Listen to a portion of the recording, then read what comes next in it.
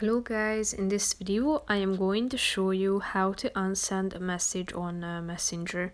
But first I just want to mention, don't forget to subscribe to my channel because at 100,000 subscribers I am going to show you my whole YouTube revenue statistics and growth strategy, how to make money online. Now let's jump into it. First of all, open the app on your phone.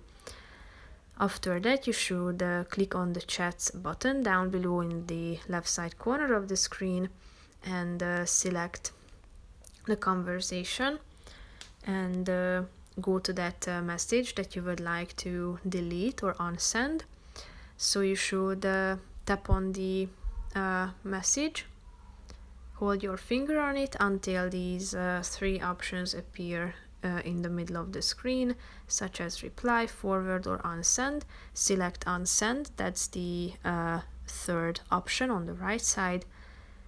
And here you have two additional options: unsend for everyone, meaning that it will be deleted from both of the recipients and receivers text message or conversation, or unsend only for you, so it will be deleted from your own